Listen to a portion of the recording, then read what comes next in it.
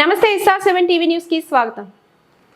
Shri Sai engineering కళాశాలలో మొదటి సంవత్సరం పాలిటెక్నిక్ విద్యార్థుల కోసం ఓరియంటేషన్ కార్యక్రమం ఘనంగా నిర్వహణ.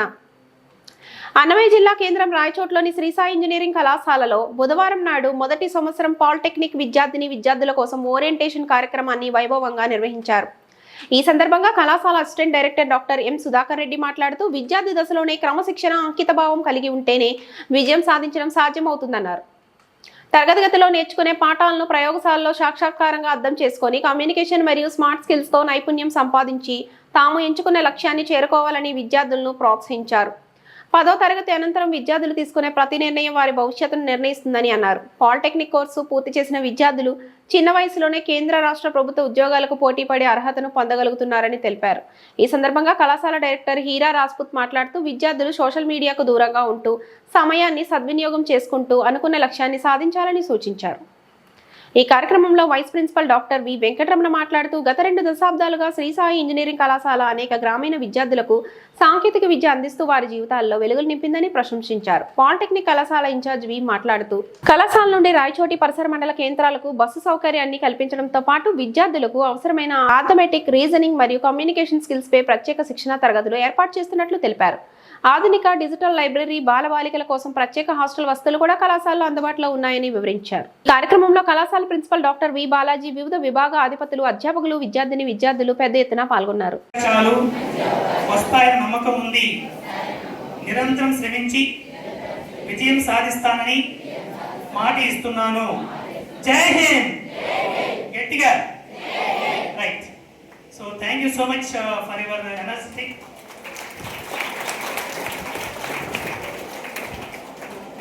ఫైనలీ పేరెంట్స్ దయచేసి మళ్ళా ముందు చెప్తున్నాను, మీకు ఎలాంటి కన్ఫ్యూజన్ లేదు.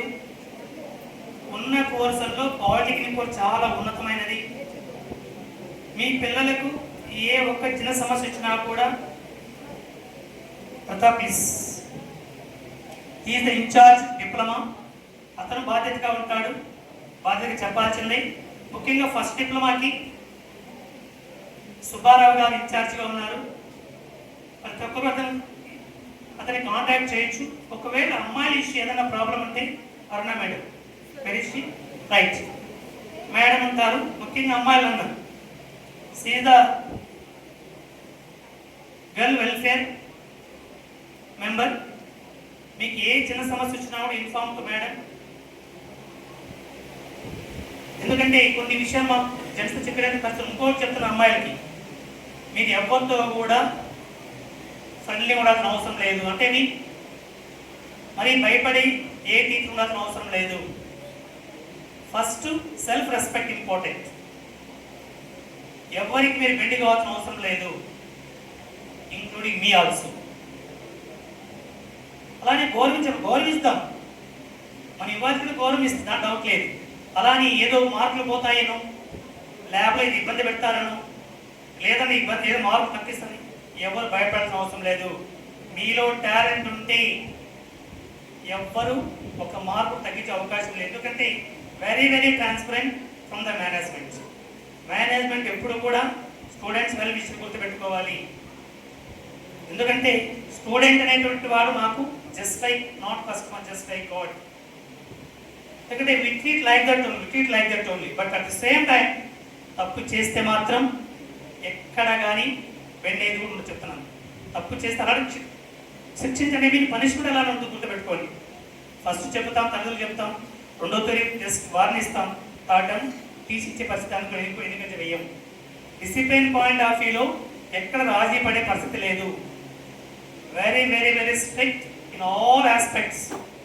At the same time very very transparent towards benefit of the students. విద్యార్థులు బెనిఫిట్ కోసం మేము ఎంత ట్రాన్స్పరెంట్గా ఉంటామో, తప్పు చేస్తే అలానే పనిష్మెంట్ కూడా గుర్తుపెట్టుకోవాలి. కాబట్టి మీరు వచ్చింది కేవలం చదువు కోసం గుర్తుపెట్టుకోవాలి, నాట్ సర్చింగ్ ఫర్ అదర్స్. క్లాస్లో గొడవలు పడడము, లేదంటే అమ్మాయితో మిస్బిహేవ్ చేయడము, అబ్బాయితో మిస్బిహేవ్ చేయడం కాదు. గుర్తుపెట్టుకోండి, చదువు అంటే కేవలం ఉద్యోగం కాదు, గుర్తుపెట్టుకోవాలి.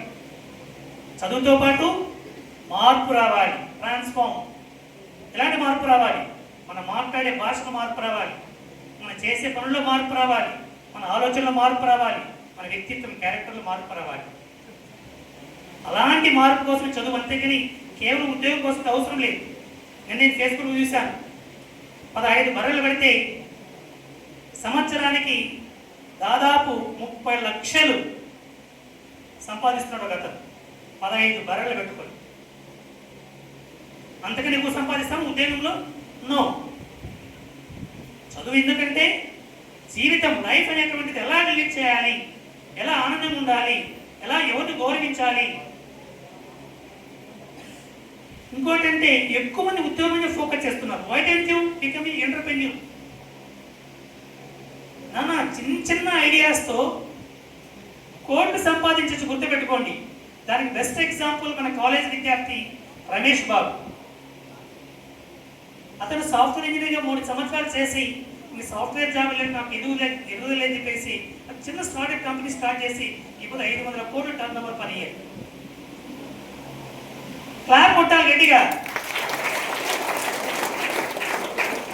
ఎందుకంటే ఆ విద్యార్థి వాళ్ళ అమ్మ నాన్న పెద్ద బ్యాక్గ్రౌండ్ కాదు, గాంధీ బజార్లో చిల్లర కొట్టు పెట్టుకున్నటువంటి వ్యక్తులు ఇప్పుడు 500 కోట్ల టర్న్ ఓవర్.